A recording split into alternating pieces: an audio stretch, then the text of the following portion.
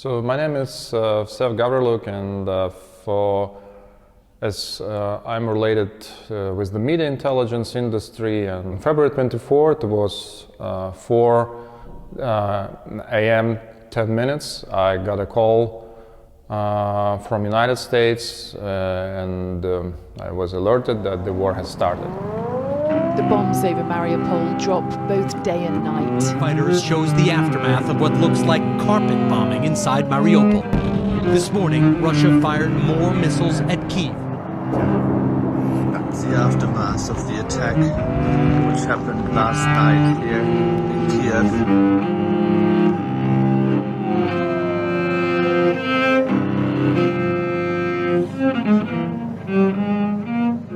I did probably 200 of calls to my relatives, friends, colleagues, warning them in advance regarding the start of the war.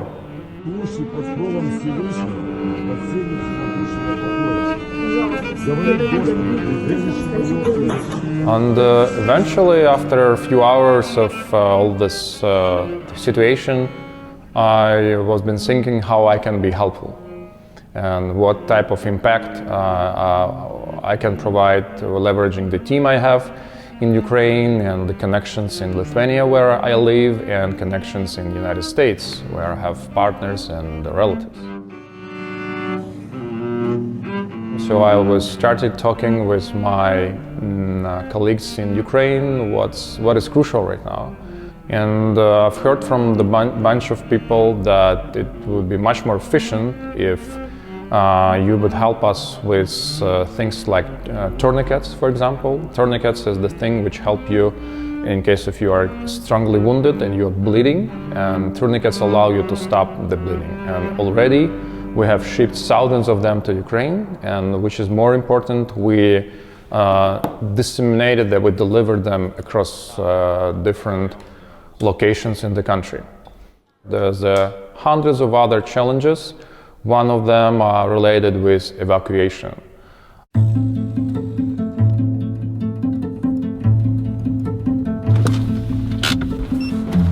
yeah, let's go.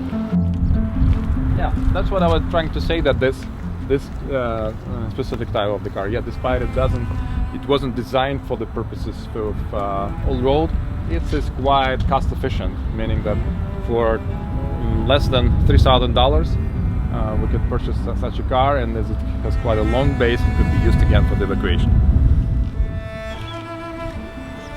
We have built so-called logistical network. We have several spots near the Kyiv region. We have around 5 different locations in Ternopil and in some other areas, and through this bridge we already helped to evacuate a bunch of Ukrainian families.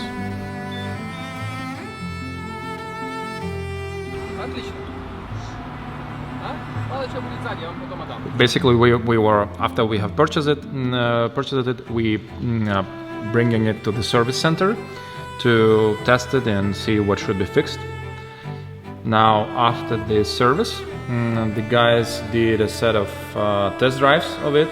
For this specific car, it already goes to Ukraine with 2 wheel types for the evacuation purposes. Unfortunately, there is a bunch of other challenges, like, for example, even such trivial things like gloves, like high-quality gloves are important, and depending on the use cases, depending on what types of jobs are implemented, the different types of gloves are necessary. So we also typically buy tons of gloves here. That might sound like weird, but socks. Yeah. Because socks are extremely important, and because if you have those tiny wounds on your legs, your abilities decline significantly. Basically, these Umberland shoes. Yeah. This rubber stuff is made from Vibram, so they're really decent.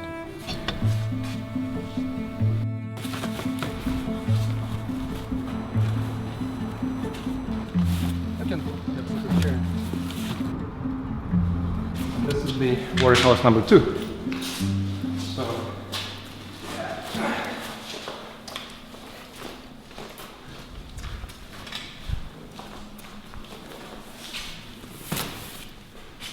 coats, bags,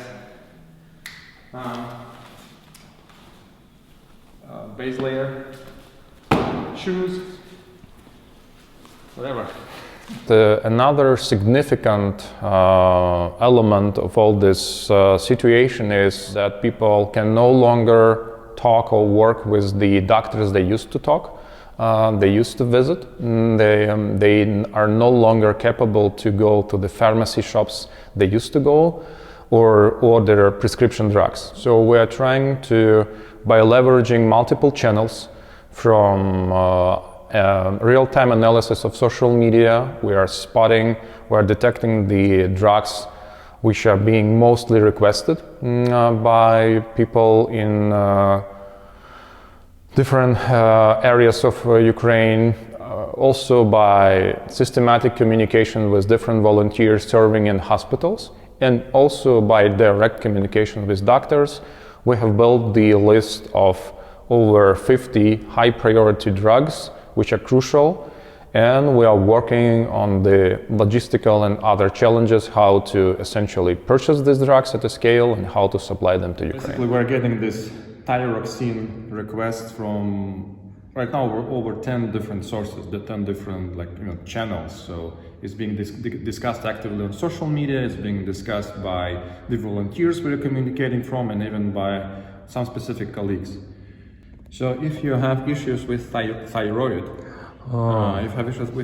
you should basically drink this thyroxine. Well, it's actually called like L-thyroxine. Yeah. You should drink it on a regular basis. Yeah. And if you don't, nothing good would happen. And it's extremely crucial drug right now, and you cannot buy it anywhere. So that's only one of the items we have on the list. Yeah. You would see other items today.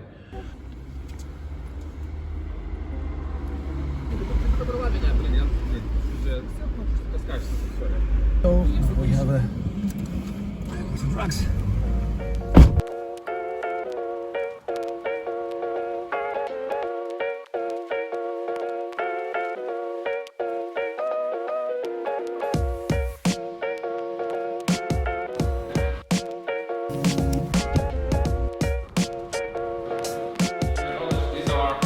Some of these are new ones. Yeah. And these ones are actually used ones, but they're still good. These ones from Holland military. Oh wow. Holland army soldier light on this.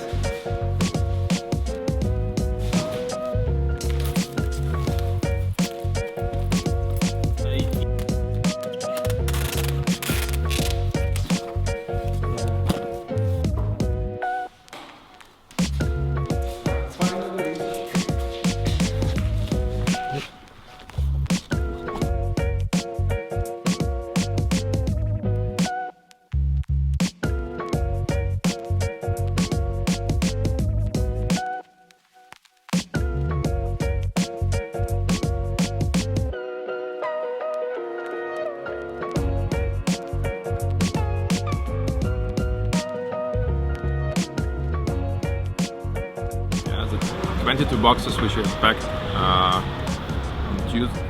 Tuesday are in Ternopil already, and we're currently working on the distribution of those boxes. Hello friends, today is April 2, 2022. Today was delivered new boxes of aid from rebuild Ukraine. There are tourniquets which save lives. I will show you one of them.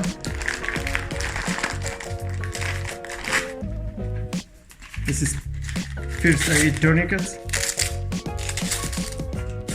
It's very important drugs which we don't have unfortunately in Ukraine right now.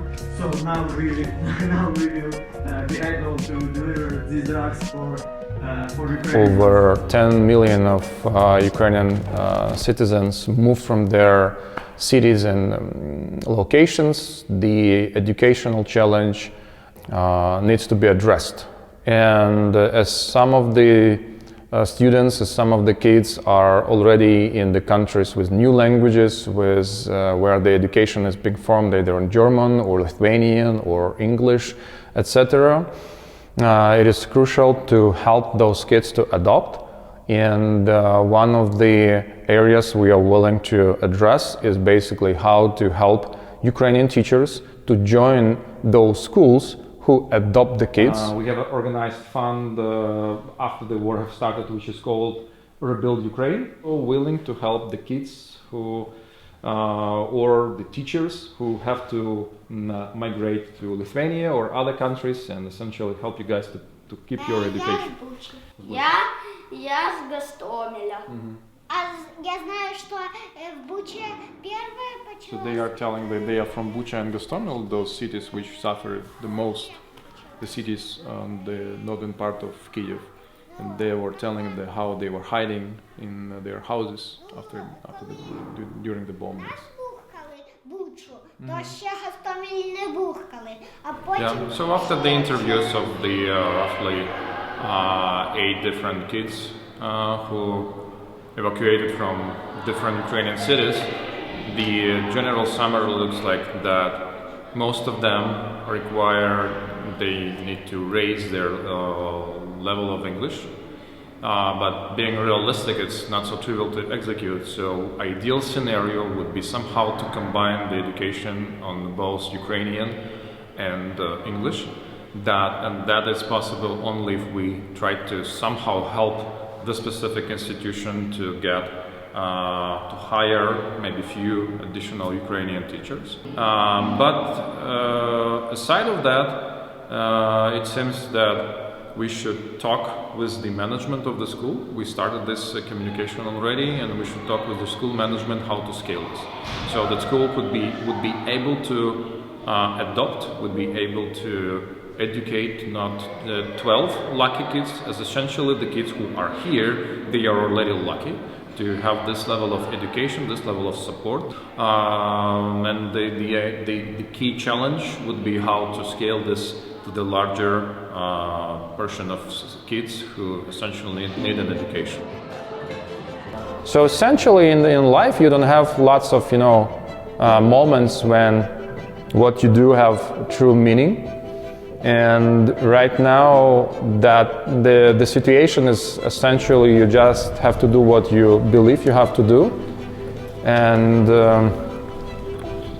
it is, despite all this extremely dramatic events which are happening right now, there is a side angle of how people are actually unite, of how people are actually help, of how Lithuania specifically helps to Ukraine.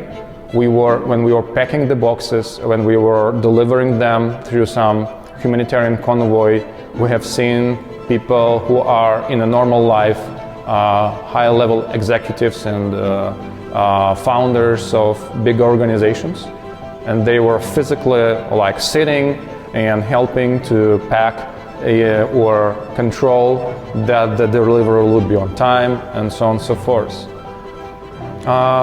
Essentially, in my personal belief, during all these events, it is much more efficient not to spend a lot of time in just this doom watching of these dramatic videos on analysis paralysis of all these tragic events happening, but just spending as maximum as possible time on action.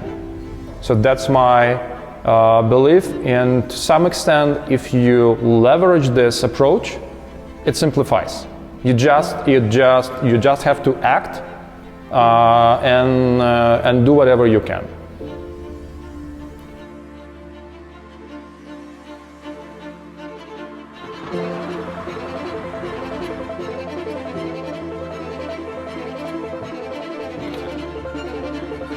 Look at it. Warm.